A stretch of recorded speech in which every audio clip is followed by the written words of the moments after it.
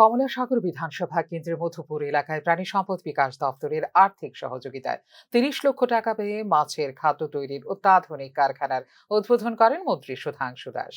মধুপুর এলাকার বেকার যুবক পার্থ দীপুরমা সহ আরও ৪ জন যুবকের যৌথ উদ্যোগে প্রধানমন্ত্রী মৎস্য সম্পদ যোজনায় গোটা রাজ্যের মধ্যে কমলাসাগর বিধানসভা কেন্দ্রে প্রথম এই মাছের অত্যাধুনিক খাদ্য তৈরি প্রক্রিয়াকরণ কারখানা স্থাপন করা হয়। খাদ্য প্রক্রিয়াকরণ কারখানাটি স্থাপনের ফলে এলাকার যুবক যুবতীদের কর্মসংস্থানের পাশাপাশি বেকার যুবকদেরও স্বাবলম্বী হওয়ার একটি সুবর্ণ সুযোগ বলে উল্লেখ করেন মন্ত্রী সুধাংশু দাস। অনুষ্ঠানে এলাকার বিধায়ক অন্তরা সরকারি দেব, জেলা সভাধিপতি সুপ্রিয়া দত্ত এবং মৎস্য দপ্তরের দায়িত্বপ্রাপ্ত আধিকারিকরা উপস্থিত ছিলেন। প্রধানমন্ত্রী মৎস্য সম্পদ যোজনায় বেকারদের আত্মনির্ভর ও আর্থিকভাবে স্বনির্ভর করে তোলার জন্য তপশিলি জাতি ও তপশিলি জাতিভুক্তদের 60% ছাড় দেওয়া হয় বলে জানিয়েছেন দপ্তরের মন্ত্রী সুধাংশু দাস।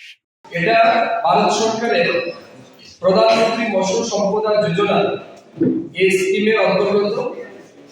এই স্কিমের অন্তর্গত ভারত সরকার বিশেষ করে এসসি এবং এসটি কমিউনিটির লোক যারা আছে তাদেরকে এই ক্ষেত্রে আত্মনির্ভর করে তোলার জন্য এবং আর্থিকভাবে স্বনির্ভর করে তোলার জন্য এই সেক্টরে 60% সাবসিডি প্রদান, অর্থাৎ ফিশিকালচার সেক্টরে প্রধানমন্ত্রী মৎস্য সম্পদ যোজনার স্কিমে 60% আমরা সাবসিডি